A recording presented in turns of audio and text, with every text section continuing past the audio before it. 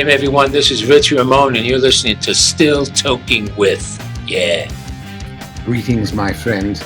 This is the brain of TV's Pinky in the Brain. Yes, and my human avatar, Maurice LaMarche. Hi, it's Chris Pond, and you're listening to Still Toking with. Hey, this is Eric Roland, voice of Kendo Rappa on My Hero Academia, and host of the Tough Love Podcast. You're listening to Still Toking with on the Dorkening Podcast Network. My crew is ready to obtain the absolution, removing any doubt that we were ever fooling. Hey, what's happening, everybody? Welcome to another kick-ass episode of Still Toking with. You already know who I am, and yeah, I'm super psyched about tonight's show. We had a hiatus last week, but we're back, as you can see. Our guest tonight is coming to us live from the UK, so it's like super fucking late there, and hopefully we can get through the show without him nodding off on us. But the subject matter is just one that I think we really needed to touch on tonight. But before I go any further, let me bring in the man that brings Flashy to the Flash, Mr. Jeffrey Mark. Good evening, Mr. and Mrs. North America and South America and London. Hello, everybody. Yeah, I'm frothing at the mouth here to talk about this because I love your hat. Well, thank you so much. It matches the shirt, and it matches the show. And it matches the show. It does. And special hello to Jeff Holman, our third party who is on vacation this week, and we miss him, and we'll see him next time around. But today we have one of the most interesting people in the world to speak with. I have always been an animal advocate and worked with Doris Day's group, and my friend Joanne Worley has Actors and Others for Animals, and wonderful Betty White, who I worked with, did so much. But I don't know anyone in the world who has done so much for the advocacy of animals, especially to stop the trophy hunting nonsense of these glorious creatures. He's written a trilogy of books. He's gone undercover. I have so much respect for this man. Won't you please welcome to Still Toking, Eduardo Goncalves. Hi, how are you? And thank you for staying up late in London. Oh, no, it's a pleasure to be on your show. Thank you for inviting me. Yeah, muito obrigado, because he is originally from Portugal. That's right. Very good indeed. Good accent as well, Jeffrey. I learned the hard way. He practiced all week. I can say thank you in about 17 languages from traveling around the world saying thank you to audiences, but especially to you, sir. You see these yellow stickers behind me? I do. So my wife is learning Portuguese. And so the way she remembers, she writes down, words, and she puts them up and puts them everywhere to try to remember what they are. Our house is completely covered with these yellow Post-it notes. Well, the best way to learn is to immerse yourself. So good for her. Right. Absolutely. Right. How long have you guys been married? Well, actually, we're just coming up to our second anniversary. But we actually knew each other as teenagers in college, and we were together for a while, and then life took us in separate directions, and then very recently we came back together. It's quite a story. Bon anniversario. I have the same style story. Yeah. I was married. My wife now was married. We both had children. We were together, good friends in high school. Yeah. In separate ways, and then 18 years ago we reconnected. Both got divorced, reconnected, and we've been married for 18 years. Wonderful. I'm a widower. I masturbate. Really? Already off the tracks. Oh my word. The topic tonight is so serious. I thought a little levity is probably a good thing. Yeah. You're right. And a lot of times my backdrop represents the style of show. Normally something like this would be, it's a horror show. They have a horror actor or something. No, this is because the bloody hands represent something different this evening.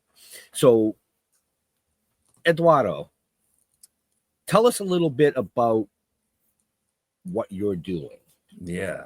So you might remember almost exactly 10 years ago, there was a lion called Cecil that was shot by an American dentist, a guy called Walter Palmer from Minnesota.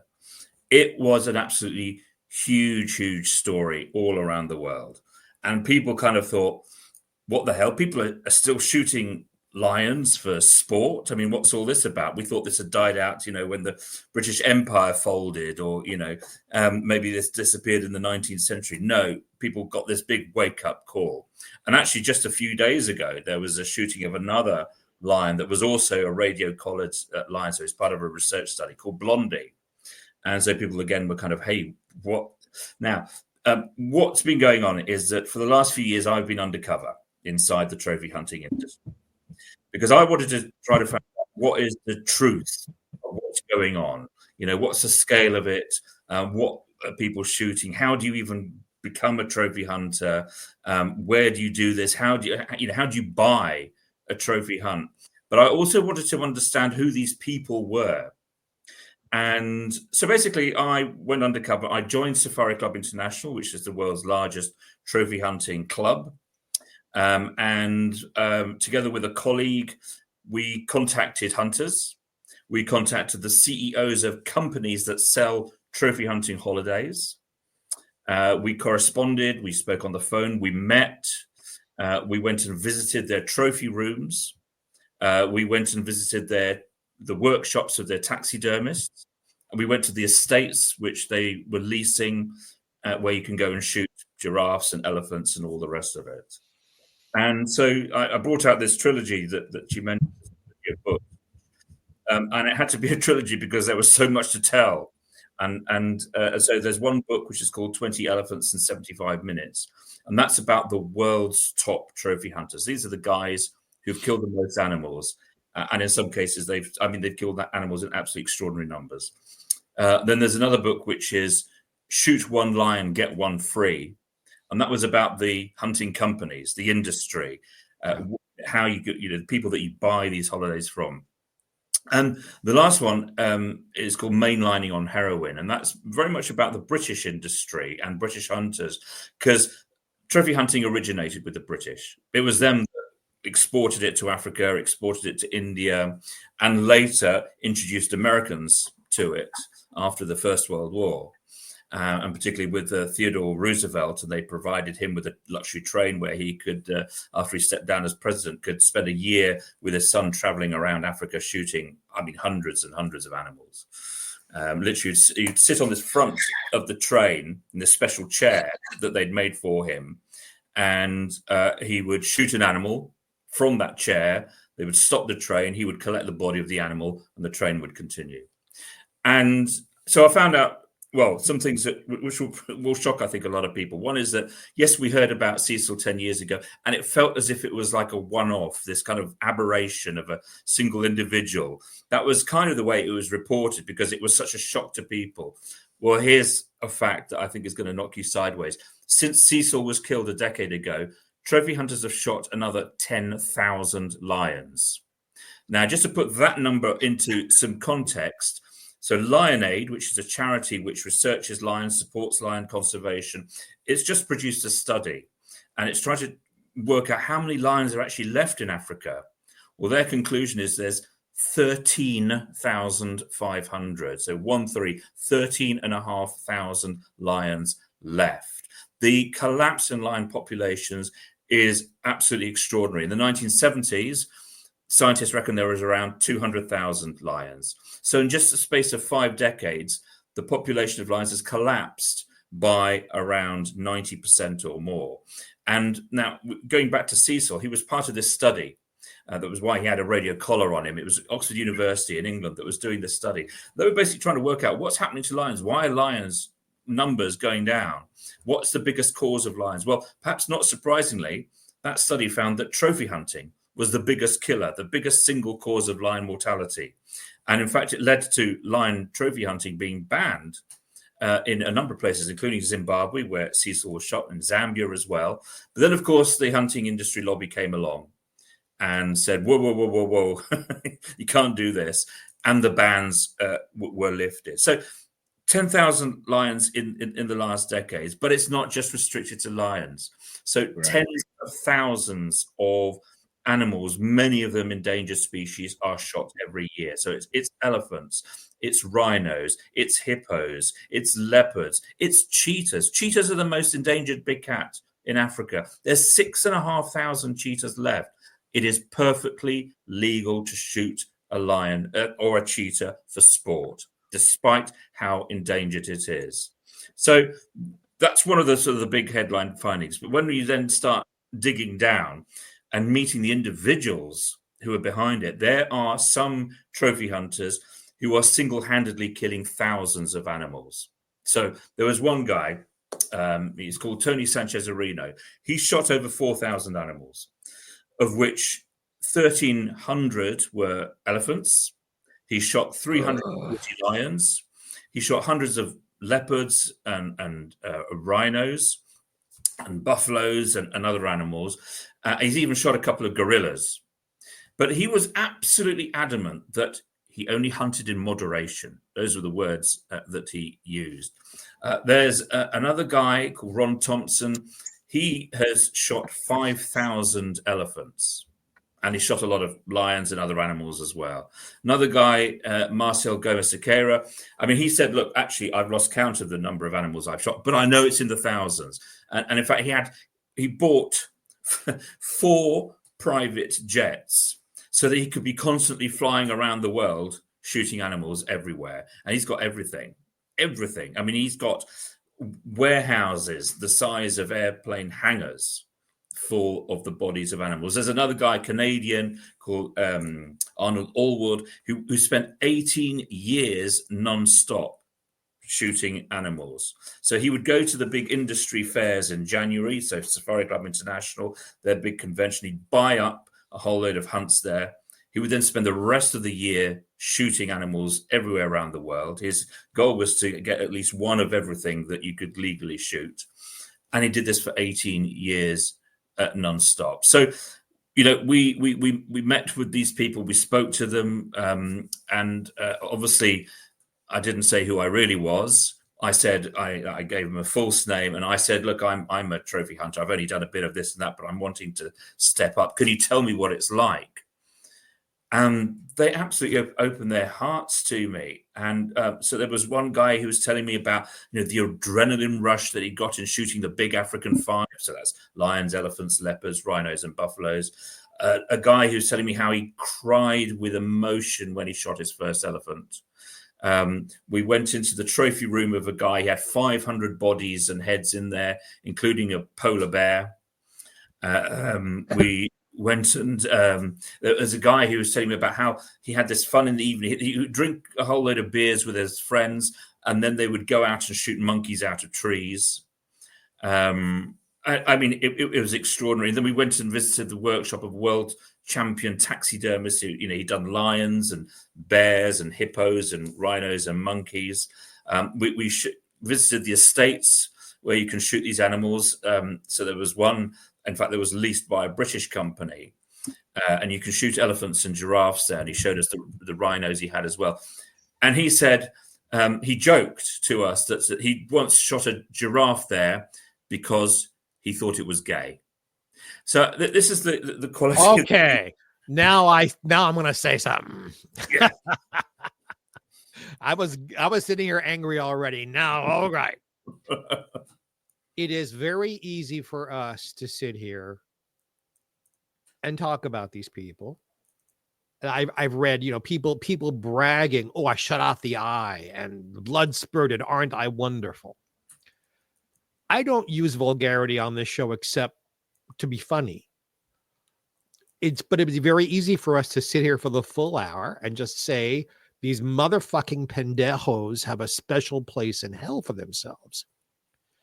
But I'll bet some of our fans and friends out there enjoy hunting or enjoy shooting or something like that.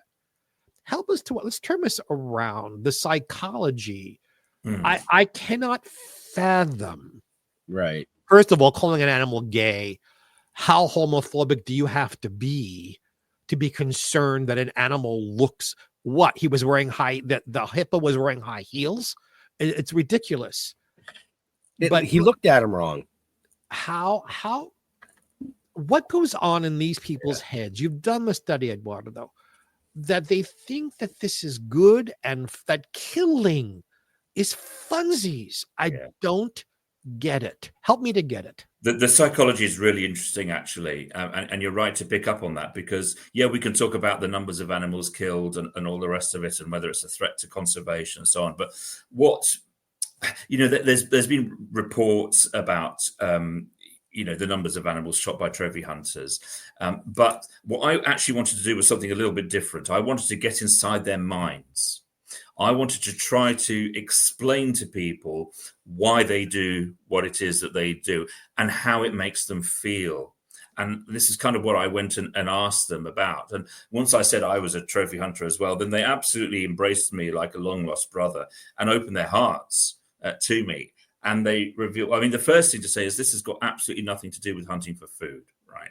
No. Hunting for food is a necessity, it's subsistence, it's whatever. This isn't what these guys are doing. They are killing for kicks. And there were two words that kept coming across in their accounts to me time and time again. One of them was adrenaline. The other was addiction. So they said things to me like, actually, I made a couple of notes here. So there's one guy who says, look, the adrenaline starts coursing through my blood when I see the animals. Another talked about shooting an animal and saying it was the most emotional moment of his life. The guy who shot 5,000 elephants, he's written an essay where he talks about the sheer exhilaration that he feels, that he experiences when he sees these animals crumbling to the ground. They talk about the fire of desire for trophies, about it being an adrenaline-induced experience, and so on.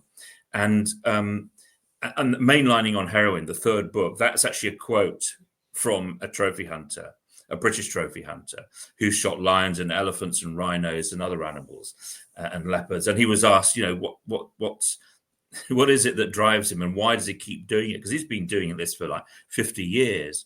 And he said, it's like mainlining on heroin. Once you do it, you can't stop. You can't get off it. But there was something else actually that really, really, really worried me. And before I tell you what it was, I'll just tell you, actually, there's a British psychologist, Professor Jeff Beattie, who's done some really interesting books about different groups of people who are very, for example, he's written about the psychology of terrorism. So he's literally met with terrorists and tried to get, mainly from Northern Ireland, where obviously in the UK, there's been a big issue for years, and to understand their minds and what drove them, what motivated them, and so on. And he's also written a book about the psychology of trophy hunters. And I was speaking with him at an event in the UK Parliament a while, and he got up and said, you know what? I've met with all of these groups. I've spoken with them. I've met them. The people who scare me the most, it's not the terrorists, it's the trophy hunters. One of the things that I found was that not only were they getting pleasure from the kill, it was actually that they were getting pleasure from the harm as well. So trophy hunters are typically really bad shots. They're amateurs, right? They're not people who have to show any aptitude. They've not got any certification. They've not had to pass any tests or anything at all. They're amateurs. And because they're shooting big and usually quite dangerous animals, they're shooting from a long way away. So 200 yards or even further away. There's this guy in Africa who's just been killed, actually, hasn't he, by a buffalo that he was trying to shoot. And ended up the buffalo killing him. Good. And so they try to keep their distance, equaling it out a little bit, isn't it? And also they try to shoot in a particular place in order to not spoil the trophy, so that it's not hard for the taxi. They don't want a great big bullet hole in the head, in the middle of the head, because that makes it pretty hard for the taxidermist to produce an impressive trophy. And so they're trying to shoot usually sort of heart-lung shots or through the shoulder, etc. Now, if you're an amateur shot, you're shooting from over 200 yards away. Animals don't necessarily keep still all the time for you. There might be a gust of wind. So what tends to happen is that And studies by US agencies have repeatedly shown this. The majority of animals shot by trophy hunters aren't killed quickly. They're not killed cleanly. They're not. They suffer horrendous injuries, like Cecil did. So Cecil, who was shot by Walter Palmer, and he was shot with a bow and arrow. Why? Because Walter Palmer was trying to win this special prize, and I'm going to come onto the prizes in a bit, a prize from Safari Club International for shooting big game animals with novel weapons like bows and arrows. And it offers prizes for people to shoot big animals with revolvers as well. You can get a special place in the record books, which they have. They have a record book for example, shooting a hippo with an air gun. So he shot Cecil. He didn't kill him. He injured him. Now, he had the choice. He could have put Cecil out of his misery there and then by shooting him dead with a rifle. He chose not to, because if it had done that, it would invalidate his claim to the prize. So he left him. He said, I'm going to go back to camp, going to have dinner, have a nice sleep, come back in the morning, the lion will be dead and I'll be able to pick up my prize. He goes back the next morning. Well, Cecil isn't dead. Cecil's moved. He's crawled under a bush, and Walter Palmer can't actually see him, but he can hear him because Cecil's lungs are filling up with blood. So he's making this awful, awful rasping sound as he's literally drowning in his own blood. Anyway, he shoots him eventually with a second arrow and he's killed. So the majority of animals that are shot by trophy hunters are badly wounded. And time again, when you read, for example, the industry magazines and the accounts that people give, and also these were what they were telling me as well, they then have to try and follow the trail of blood to find the animal, or they follow the bits of broken bone and muscle which they find, or bits of intestines that are caught on the thorny bushes, and sometimes they don't find them at all, and the animal will then die a very slow and painful death in the bushes from sepsis and shock and all the rest of it.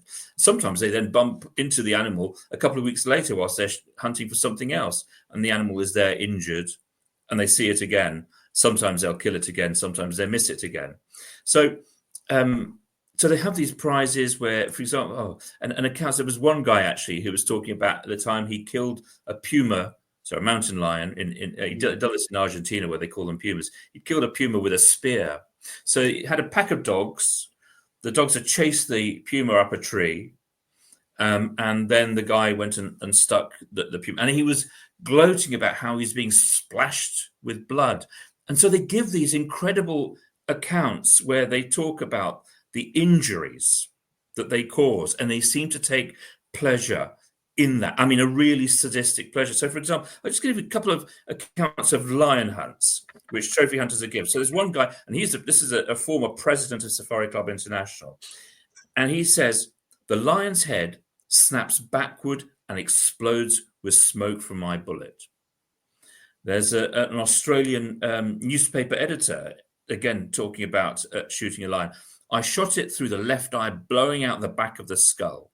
Yes. And there's another one who says the arrow entered beneath the lioness's chin and took out her heart. And they're not saying this as expressions of regret or guilt. They are celebrating this. They are saying it in a sort of, you can hear the yee-haw in their voices when they're saying it. This is part of the great adventure. This is part of their prowess. Because at the end of the day, all of this is about narcissism. It's about psychologists use a phrase, costly signaling. And they say trophy hunting is a form of costly signaling. What does that mean? To shoot a lot of big game animals, lions and elephants and all the rest of it, you've got to be really wealthy. You've got the cost of the hunt. You've got the cost of the taxidermy. You've got the cost of the shipping. You've got the cost of mounting it in your trophy room. You've got the cost of the awards that you want to put your name in for, of the entries into the record book. I mean, you're spending an awful lot of money. And this is a grotesque way of showing off to your peers how wealthy and powerful you are. It's like having a fleet of Lamborghinis. But obviously, this is all about blood. People, or rather animals, creatures, living creatures have died in order for them to be able to exhibit their power and wealth and status and all the rest of it. But yeah, they get this horrible sense of achievement through the wounding themselves. Now, let me just talk about the prizes, because this is something else I think is really important to understand. So, trophy hunters aren't, one-off individuals. There's a community of trophy hunters around the world, and there's an industry which encourages and enables them to do what they do. So it encourages them, for example, through these prizes. Safari Club International has dozens of awards, and a lot of them, they call them inner circle awards, and they operate a bit like computer games, like Call of Duty or Space Invaders, like we would maybe play when we have different levels, and to get to each level, you have to shoot more and more animals. So, for example, let's take one of them. It's called the Hunting Achievement Award. It's got 5 levels. Level 1, you've got to shoot animals from at least 17 different species. Level 2, it's 30 different species. Level 3, 50. Level 4, 100. And level 5, 125 different species. Right. So not just 125 animals. This is animals from 125 different species. You think, wow, that's a bit of a tall order. No, there's over 300 hunters who've been given that prize, that specific prize for shooting 100 or 125 different species. And this is just in the last few years. They have dozens of these awards. Eduardo, may I make a comment real quick? Yeah. First of all, you're an amazing guest. We're halfway through the show. Right. We've asked you one question. Well, and we haven't, because you are an amazing guest. Believe me, it's a compliment. If Betty White were sitting here, she would say, if they want an adrenaline rush and they want to win prizes about harm, why don't we parachute jump these guys into a pride of lions who haven't eaten for a week, with no weapons of any kind? The adrenaline rush of having the entire pride come after them to eat them would be amazing. It would fulfill their adrenaline needs. Right. And then awards could be given out for how many of their body parts are eaten off and they still survive. I think that's immensely fair and fills in all the needs they're looking for, because what we're talking about are murderers. Mm-hmm. Mm-hmm. Well, listen, how about we make it pay-per-view and all the proceeds go to conservation? I would sign up for that. I'll sing the opening song for that. Yes. Listen, I'm going to take that one step further and say these adrenaline junkies. I mean, there's adrenaline junkies. They jump out of planes. They'll parachute off of buildings. That's great. Well, why don't we take all these guys and we'll put them out in safari and let somebody hunt them? Yeah. And you can get an award if you survive. Well, it would be a lot fairer, wouldn't it? I mean, as I was saying, these guys are shooting with high-powered rifles from a long way away. They're not getting close up to the animal in the vast majority of cases. Of course, you do have some exceptions. And this is, I don't know how much you know about the canned hunting industry. So this is where they breed animals, usually lions, but not only lions. Tigers, leopards, and sometimes even giraffes. Okay, and they breed them, they hand rear them, and then they're shot in enclosures. So they from a place they can't escape from. But of course, because they've been hand reared, they don't have the fight or flight instinct to run away. But even if they did run away, there's nowhere they could go. That's why they call it canned hunting, by the way, because it's in the can. The result is a done deal. You're definitely going to kill that animal because it can't get away. And so there was this one British hunter who boasted about shooting a lion from just 8 yards away. Like this was some great thing. Well, of course he had. I mean, the animal was probably thought he was bringing it dinner. We actually did another undercover investigation just a couple of years ago into the big cat breeding and hunting industry. So, they were, it was extraordinary. It's like they were factory farming these animals for people to shoot. And so it was different breeds as well, or different varieties. So, for example, and this is to cater for the trophy hunter who's got everything. So if you've already got, hundreds of animals in your collection and you want to get something that none of your peers have got, you go to one of these places in South Africa. You can shoot a white lion, a tame white lion. You can shoot a tame white tiger or a tabby tiger. Or you can shoot a liger, which is a hybrid of a tiger and lion. We actually managed to rescue a tiger cub called Sally that was being hand reared, and she was going to be shot by a trophy hunter. We managed to trick this particular operation into handing her over. We said that, look, we know a businessman who's wanting to get into the industry and he's looking for local partners. If you were to make a generous gift, like donate this lovely tiger cub, he would see you with very favorable eyes and want to go into business with you, and you're going to make millions. And he fell for it. And so we then squirreled this tiger cub away into a secret sanctuary. She's now got another tiger with her. That was a hair-raising operation. At one point, it seemed like that one of these guys had cottoned on, and he rang us. And he said, "I'm going to go in and shoot this tiger right now." And anyway, we managed to get the tiger out. But they breed thousands of these animals, thousands of animals that are tame and that are in enclosed areas they can't get away from. But the other thing is that it is so easy to buy animals to shoot for fun, right? It's like there's one site in particular, a website. It's called bookyourhunt.com. It's kind of like the trophy hunting equivalent of Amazon or eBay, right? You go onto Amazon because you want to order, I don't know, a book or a CD. You go on eBay to buy a ladder or whatever. Okay, you go on to Book Your Hunt and you can buy a lion, an elephant, a cheetah, a leopard, a rhino. But you can also buy some really weird stuff. And so you can buy beavers or badgers, honey badgers, or seals, or skunks, or meerkats, or wallabies in Australia. In fact, in some places in the US, of course, they actually breed rare wildlife from Africa and other countries. So, for example, there's places in Texas around San Antonio. You can shoot zebras there. You can go and shoot kangaroos there.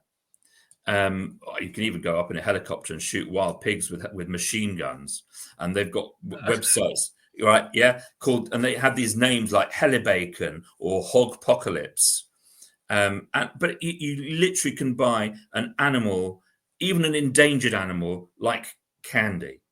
And there's, they advertise openly on the internet, the hunting companies as well. I mean, you could literally just Google cheetah trophy hunting, and a bunch of companies will come up on your website, and you go onto their web page, and it will give you the prices, it give you the different packages that they offer. It will have a menu of other animals that you can shoot as well. So you fancy shooting some zebras and some giraffes or some leopards whilst you're there, because usually they come as a package deal. So to shoot 10 animals for the price of $10,000, say, sometimes 20 animals, etc., etc. It is trading in full view. It is hiding in plain sight. And the offers that were being made to me, there was even one company that offered me the chance to shoot pangolins, right? One of the most endangered animals on the planet. And there are also states in the US and South Africa where you can shoot extinct animals. So animals that are technically extinct in the wild. So like the scimitar oryx, the Arabian oryx as well, both of which were hunted to extinction by hunters in the late 20th century, so not that long ago. But these guys, they managed to hang on to a few, and they breed them so that, again, in captivity, so that you can come and shoot an animal that technically doesn't exist on Earth anymore. By the way, both the Arabian oryx and scimitar oryx are said to be the origins of the unicorn myth, because when you look at them from side on, it looks as if they've just got the one horn. So the scimitar oryx comes from Central Africa. The Arabian oryx comes from mainly sort of the United Arab Emirates, and although it used to spread right away all the way through to sort of Morocco in one direction up to Jordan. But then just the last one was shot by a hunter in 1972 in Oman. But there's still a couple of places where they breed them, and yeah, you can go on these places and literally shoot something which has died out. Incredible. May I ask a couple of questions, sir? Go for it. In your experiences, I'm asking for an opinion.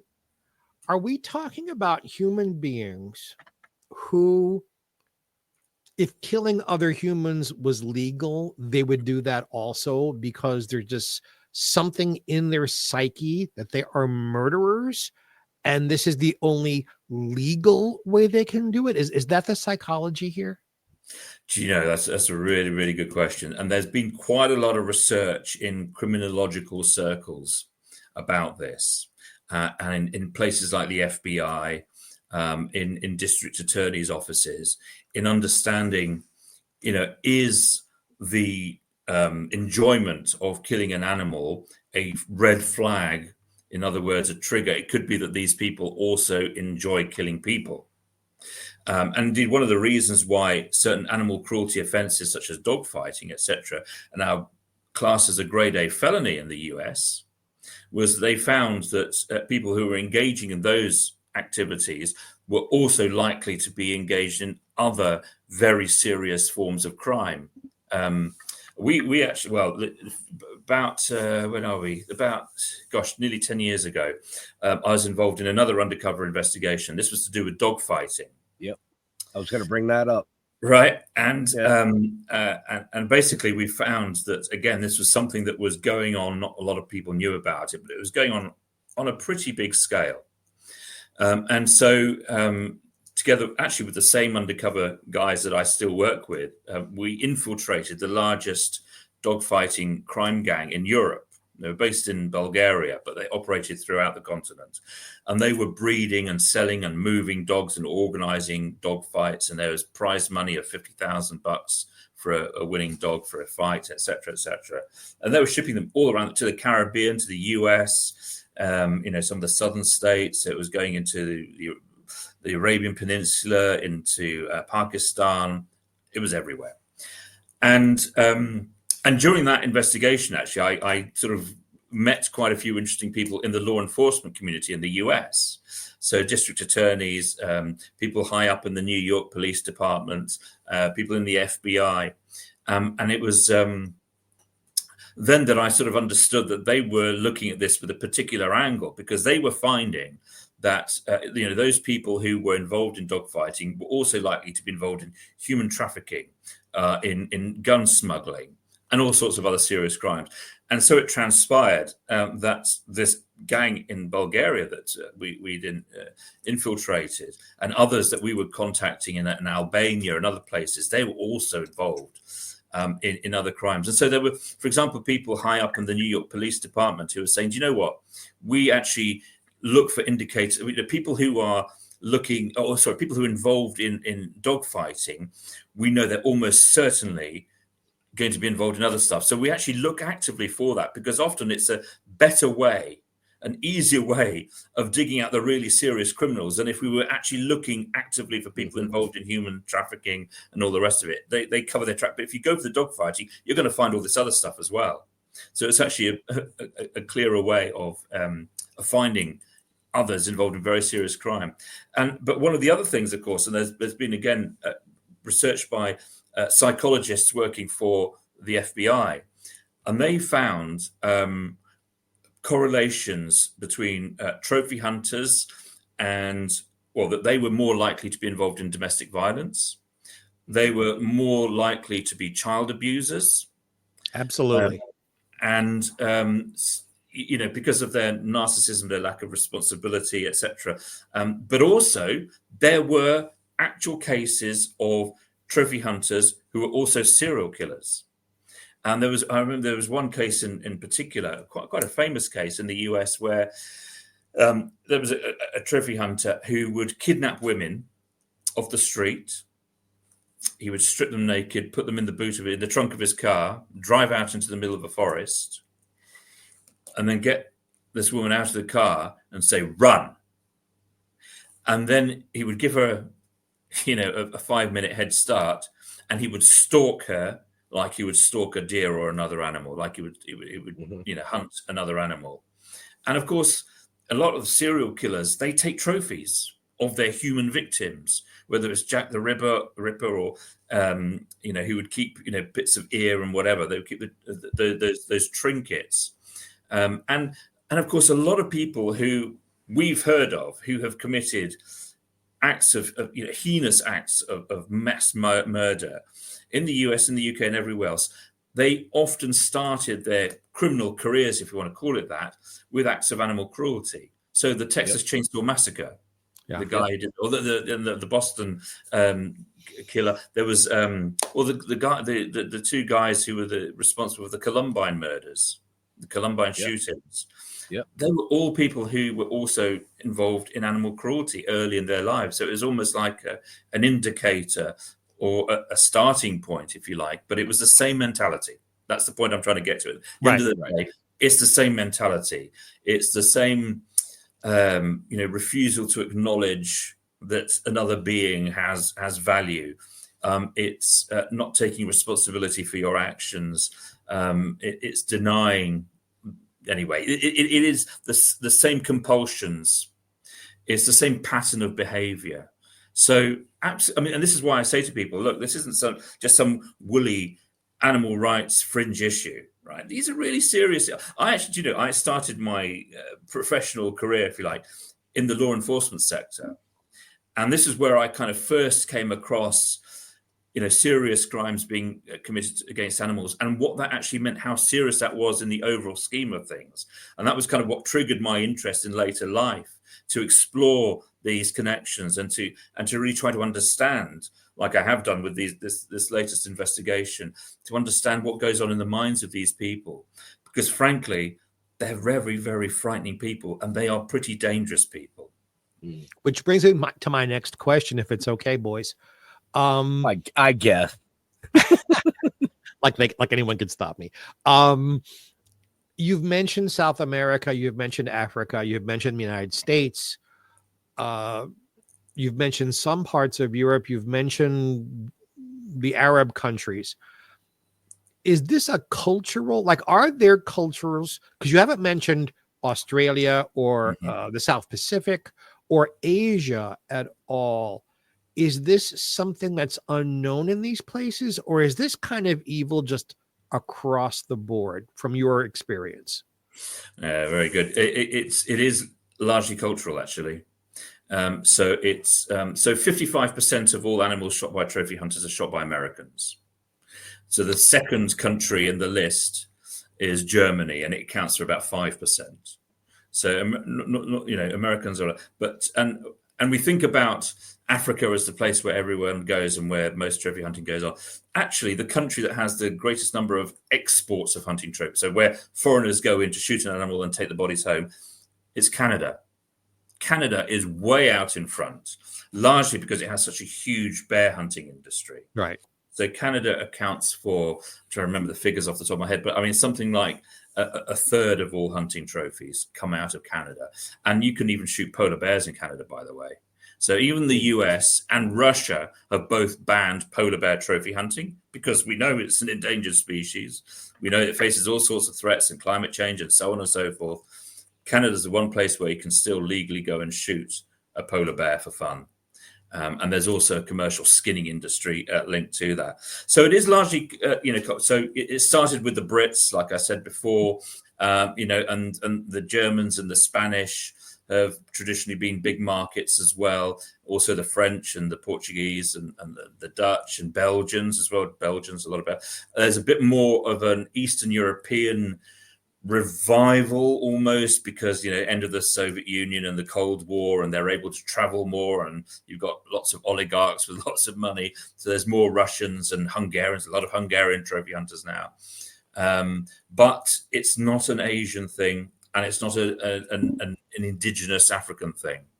So you speak to local Africans, they're absolutely appalled. And in fact, they're shocked that anyone would want to shoot an animal for sport.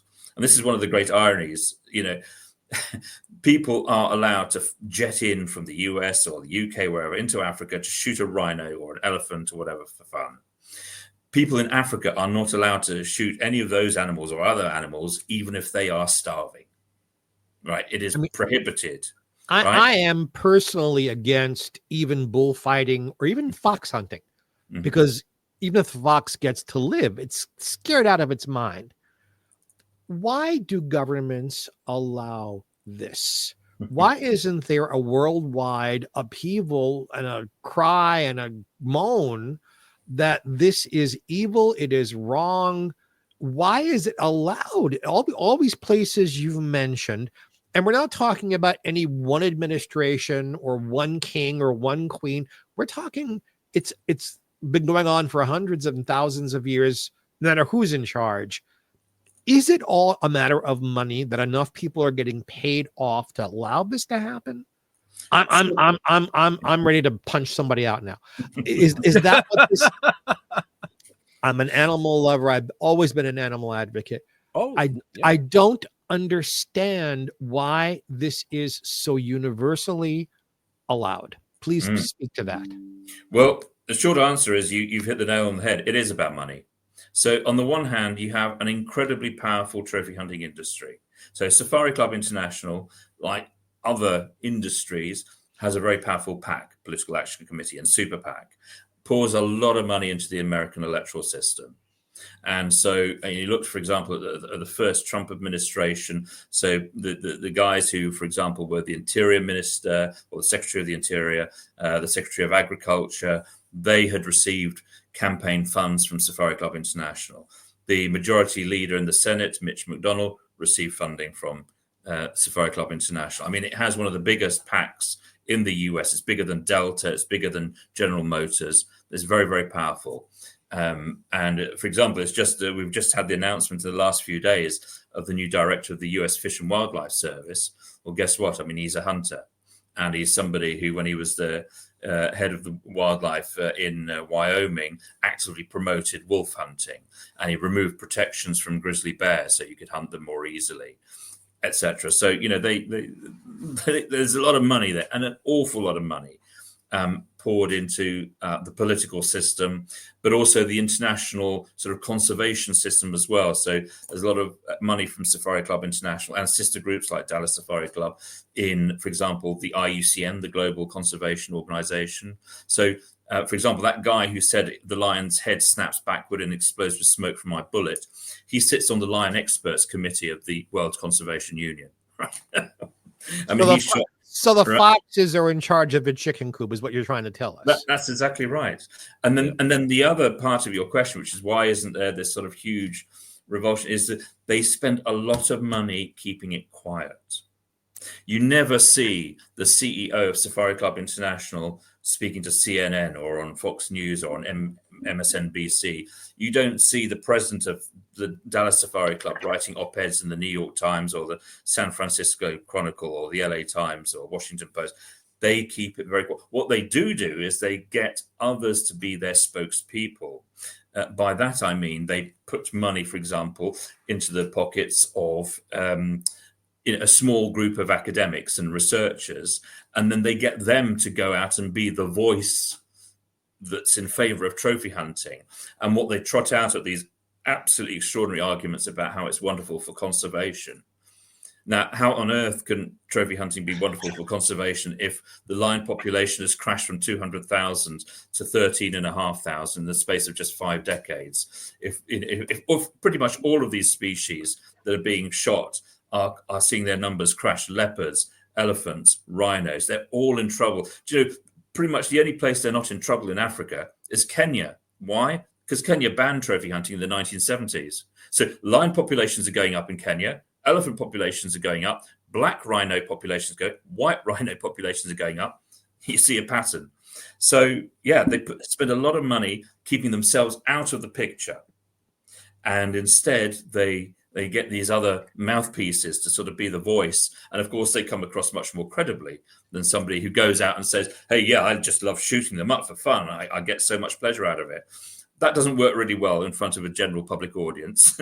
Whereas if you've got somebody from Oxford University or wherever and saying, we believe this can make a good contribution to the conservation of wildlife and habitats, that sounds much more plausible.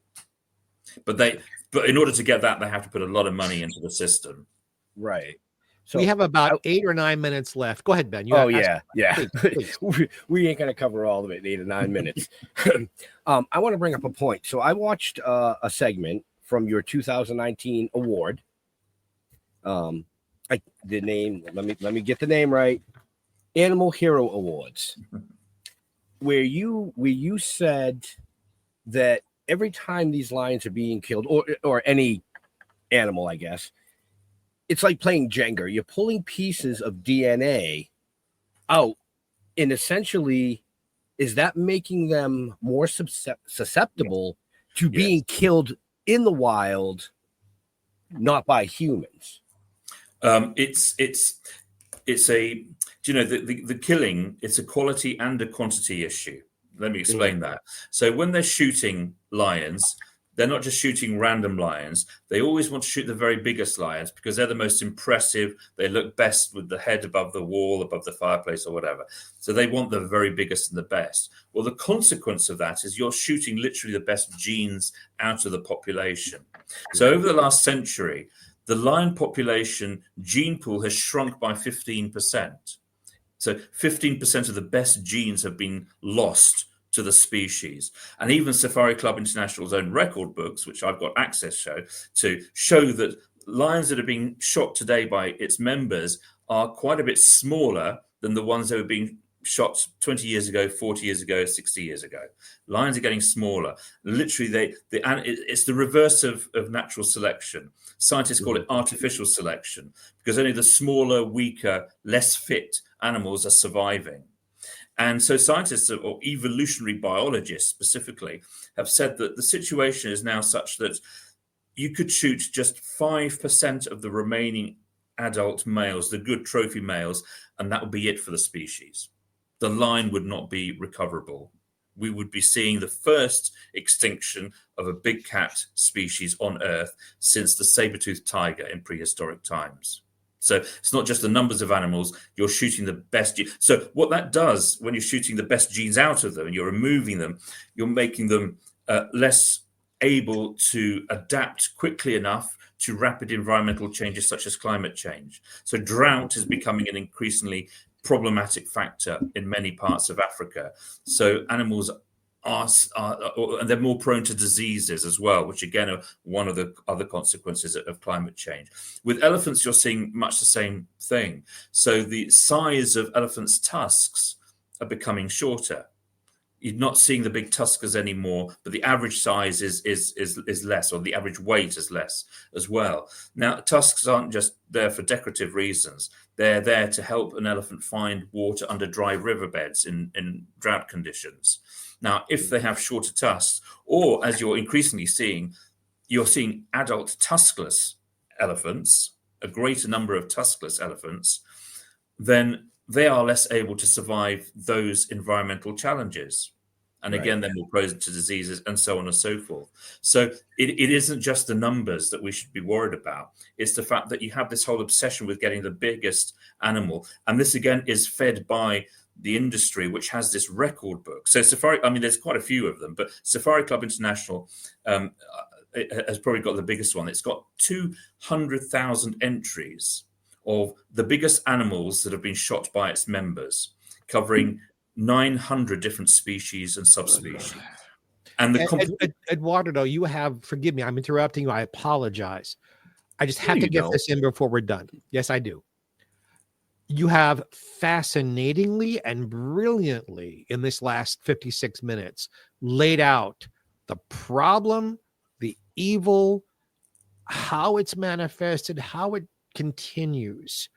Is there any hope?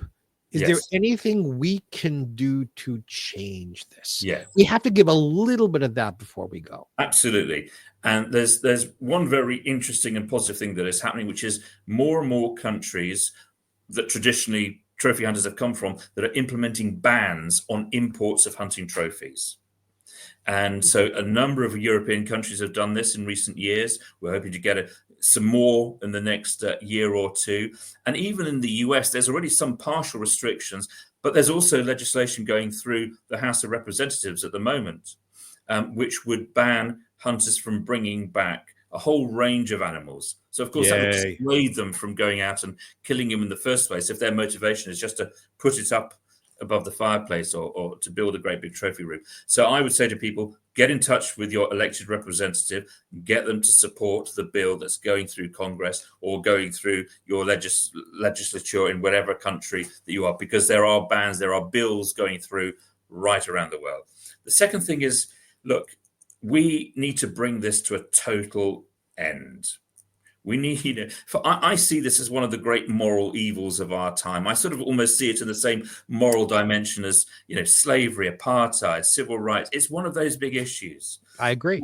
And I'm sure that generations, a couple of generations henceforth are going to look back and say, what, they were still doing this in the 21st century? So I am actually proposing, and we're going to be moving forward with a campaign to abolish trophy hunting at the United Nations. We are going to introduce a resolution, and we're not going to win this first time. I'll tell you straight away, because I know we know this from all the battles, the great battles of the past, that you have to fight again and again and again. But you need to start. You need to start the fight. So we're going to take the fight to the industry. We are going to go and say to the international community, do you know what? This should no longer be part of our culture, our tradition, our whatever. This needs to be a distant part of our past. This needs to be a chapter in our history that needs to be closed once and for all. So let's start talking about this seriously. We cannot, in a world that, I used to work for the World Wildlife Fund. Yep. I used to be part of a team that produced the Living Planet report. The last report that came out last year showed that wildlife populations have fallen by 70% since the 1970s. Trophy hunting is making a bad situation worse. But even apart from the conservation arguments, it's just plain wrong. It is immoral and it is cowardly. So we've got to boot it into touch. Right. Let's make your publisher happy. Who publishes those 3 wonderful books you wrote? So Green Future Books, and you can buy them all on Amazon, Amazon US, Amazon UK, Amazon wherever you are in the world, and they're all there. So you can just search my name. And some of my previous books will be there as well, including the one of Saving Sally, where we rescued the tiger cub. But the new trilogy, which has just come out, they're on Amazon right now. So, and just for all our viewers and listeners, all you need to do is check the show notes up above or down below, depending on where you're watching or listening to us. Eduardo's information is there with all the links to the books, to him, if you have other questions. But I want to bring up something else, like I said, that I saw in that clip where you mentioned, elephants. I'm 53 years old. Mr. Mark's a little bit older than me. I've had the pleasure of walking up and touching an elephant. Yeah. I have 2 granddaughters that are 2.5 years old. I want them to have that same pleasure. And if shit don't change, they're only going to touch it, as you quoted, in a book. Let that sink in, people. That is a crime. I think that is a crime. We are committing a crime against our future generations by depriving them of part of their own natural heritage. This should be part of our global experience, of our experience in life. It's to know that we walk this earth with these amazing creatures. And frankly, my philosophy is that we all have an equal right as fellow earthlings to enjoy the pleasures of this earth together. None of us has a greater or lesser right. Why is it right that we should kill others purely for fun? And I have to emphasize this point, because trophy hunting is not hunting for food. It is killing for fun. Right, and I was going to bring that up. Yep. Absolutely. So, obviously, there's loads of resources on our website as well, bantrophyhunting.org. And in fact, I think it's got the details for the books on there as well. Yes, and the I believe it campaigns does. that we're doing. And look, at the end of the day, people say this, it's a bit of a cliche, but it's true. Animals don't have a voice in our system. No, they don't. They can't elect representatives to Congress. They don't get a chance to write op-eds in the Washington Post. It's up to us to do that. We're the ones in charge, if you like. And that doesn't just give us greater rights, it gives us greater responsibilities. And this is the greatest responsibility that we have right now, is to care for our environment, to care for our natural heritage, and ensure that our kids and our grandkids are able to enjoy the wonders that we are so blessed with in the same way we've been able to. Right. So I want to bring up something else real quick here for our viewers and our listeners. you've listened to Eduardo now for about an hour talk about the horrific things that are happening with trophy hunting. But this gentleman actually was a speechwriter for British politicians overseas, if I'm not mistaken. Well, overseas for us, but in the Middle East, correct? Yeah, I ran a government department in the Middle East as well. Yeah. Right. So you helped save one of the world's most endangered big cats, which was the Iberian Lynx. You have led major undercover operations, like you said, the dog fighting, but a major nuclear accident that was covered up with secret human radiation experiments. So when you talk about a topic, I want our viewers and our listeners to understand that your background in undercover type things, you're legit. You're not just pulling people's legs. You're not just one of these guys that says, I love animals, you shouldn't kill them. There's actually a science behind all of it that pisses people off. And my favorite that I've read, he donated a kidney to your 9-year-old son. And then 2 years later, I believe you won a gold medal in some games. I mean, wow. You are the whole fucking package. That's very cool. My son won the gold medal as well, by the way. Yeah. Yes, I think I said the two of you. Yeah, that we did. Yeah, that's right. Eduardo, I know you've had some health challenges yourself, and it is an honor to know you. It is an honor to meet a man who stands behind what he believes and does his best in that. And you and I share Harlan Bowl as a publicist. I will be sure to let Harlan know what a wonderful guest you are. And if there's anything I can ever do to help you, please call on me.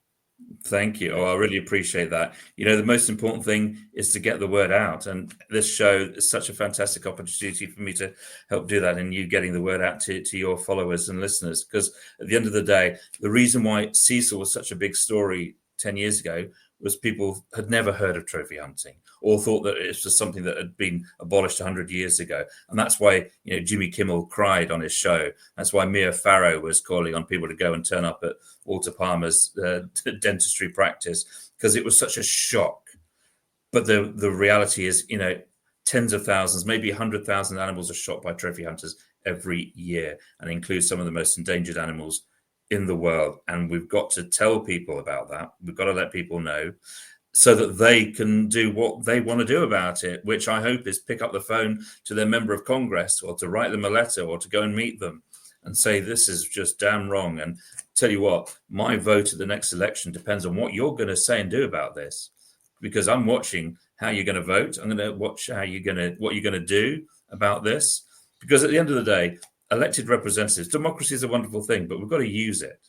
And our elected representatives, they are hired by us to represent us, to make the laws, because we're too busy running our own lives, whether it's running radio shows or looking at trophy hunters. So we hire them like we do a plumber or an electrician to do a specialist job for us whilst we're raising our families and all the rest of it. So we've got to tell them, you know, we pay them, we hire them, we pay their wages through our taxes. So it's time that they understood that they are there to do our bidding. And we have to tell them that this is a really important issue for us, and we want them to act. And if they don't, then we won't be voting for them. If they do, they can count on us. Is there a charity you support, sir, for people who might want to contribute financially to help the cause? Absolutely. Well, so Banned Trophy Hunting is indeed a charity. And because obviously a lot of our work is research and raising of awareness. So if you go to bannedtrophyhunting.org, then you can support us there. And indeed, you can become a sponsor of Sally the Tiger. You want to help live a healthy, happy life in her wonderful sanctuary that's been created for her. And with her new friend, Attila, there's another tiger that is now there as well. So if people want to support Sally, or they just want to support our work, then they can go to bannedtrophyhunting.org and find out all about us. And again, Brilliant folks, and wonderful. That's that link, bannedtrophyhunting.org, is in the show notes. So make sure you check the show notes. And I can't emphasize enough because somebody will send me a message and go, you had this guest on and he said something, Please just read. It's not hard. It's not. It's not. No. It's not hard. And speaking of reading, pick up Eduardo's new trilogy. It's on the website. It's in the show notes. It's on Amazon everywhere worldwide, kind of like us. So you can get the books. I don't want to hear no bullshit. So we have run over on time. We don't want to keep you because it is super late, for the folks that are just tuning in or just listening. Eduardo's coming to us from the UK. So right now it is about 1:08 in the morning. And he took a little siesta or nap or, prior to the show so that he could be fresh and chipper to tell his story. And we are most grateful for that. Very, very, very. Well, thank you for having me on. It really has been a pleasure, and I really appreciate your work and giving me this chance to talk about it. We appreciate your work because your work is more important than our work. But together we can get the word out. Yeah, exactly, and that really is the most important thing because without awareness, there's nothing. That's the first step. There's no action without awareness. Right, Mr. Jeffrey Mark, do you have a last question for our guest? I honestly almost didn't ask questions. I was so fascinated by what Eduardo was saying. It was a perfect show. I didn't have to say anything. Yeah, I have no questions other than how can I be of service? So all of you who are watching and listening, ask yourselves the same question. How can you be of service to stop this? And if you're out there and you think trophy hunting is good and Eduardo hasn't at least caused you to think, then your heart was cut out a long time ago. Right. Motherfucker. Wow. Mr. Mark has dropped more F-bombs on this show tonight than I have ever heard him say since I've met him. Because this touched something and it wasn't just below the belt.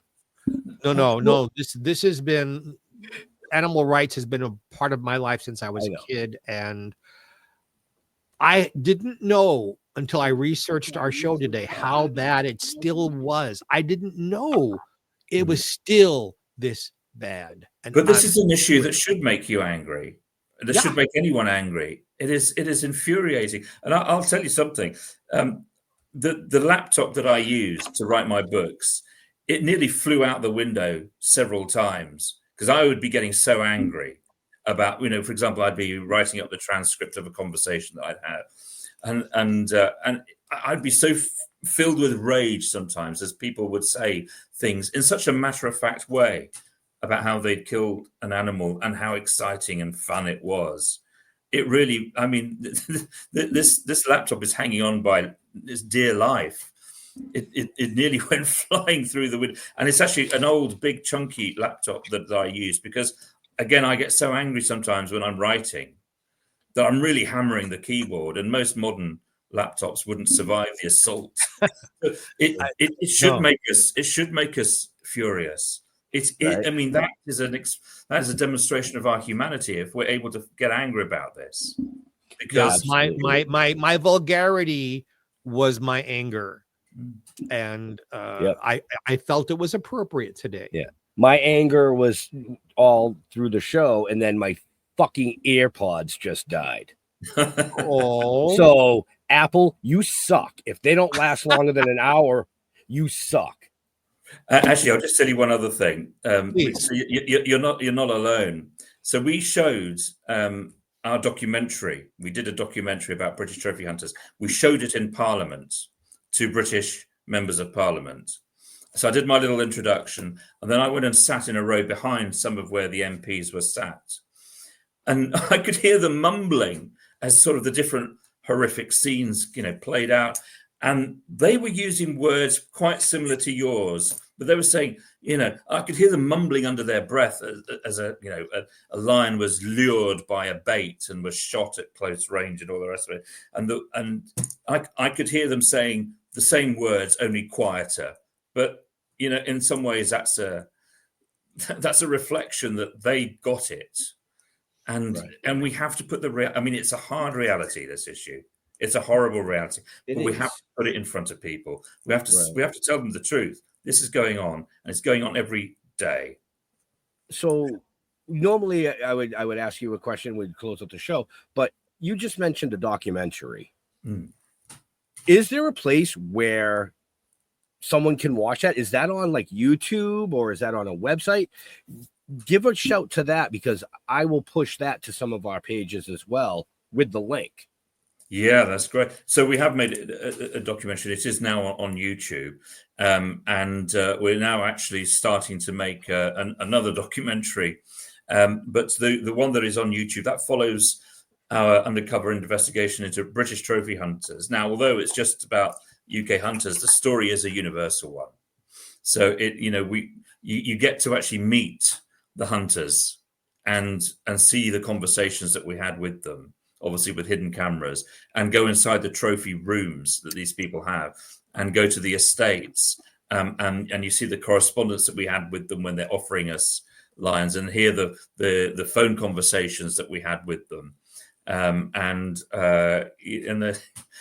mean, it is almost, it's so brazen the way they talk about it, and that I think will shock people. It's like they really have no shame. They believe that what they do is perfectly normal and acceptable. And I think for the vast majority of people on this planet, they're going to say, what the, and use one of your words. And I didn't invent those words. Come on now. No, you didn't. But it's what you were. But you know what? The other thing that's interesting is that regardless of the politics and the money that goes into it, and the fact that this is still going on, people around the world have an almost identical view on it. So the number of people who are opposed to trophy hunting is as strong in the US, right? Despite it having a, if you like, a bigger gun industry and a bigger hunting culture, it's as strong in the US as it is in Western Europe, as it is in Southern Africa. It is a universal loathing. And that actually is a sign that, for me, is a positive one, in that most of us, the vast majority of us, still have that humanity in our core that recognizes that this is deeply wrong, that it is cruel, it is archaic, it is cowardly, and it is completely and utterly unnecessary. So we can't top that. No, all I can say is stay tuned for Eduardo Undercover, a new TV series where he brings you all the shit.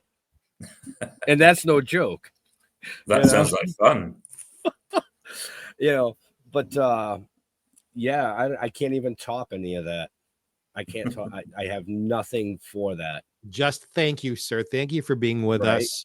And thank you for staying up late. And thank all of you for listening to a show or watching a show that might have not been so easy. This is one of the most serious shows I've ever done in my entire career. And I'm proud to be a part of it.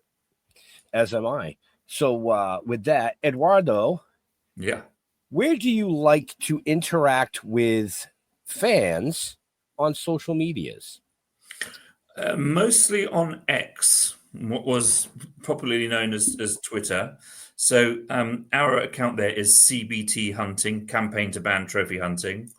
I'm personally mostly, just me, this is my personal account, I'm mostly on Facebook. You can find me. I've got a picture of me with a 16-year-old Staffordshire Bull Terrier that sadly I lost earlier this year, but who we rescued a couple of years ago.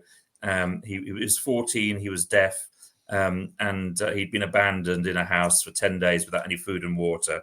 And he was the most wonderful, wonderful dog. And I've got to tell you, he kept me sane through all of this. So you can either find me on Facebook, but you can find the campaign on Facebook and also on X, the platform formerly known as Twitter. These Brits love their X. Yes. Hey, we're on Instagram as well, so we're everywhere. But, listen, you can find all our social links on our website on bantrophyhunting.org. Excellent. Mr. Jeffrey Mark. Yes, sir. Where can people find you or interact with you? They can interact with me on Facebook. You see how my name is spelled. On Instagram, Jeffrey Mark Showbiz. I'm on LinkedIn.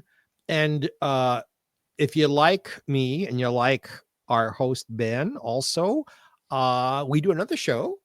It's very different from this, called Jeffrey Mark Plays Ella, GPE.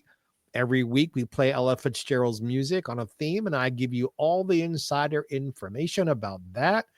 We're about to do a 5-story arc special called Jeffrey Mark Plays Merman. So look for those things and the very same networks and platforms that you're watching this.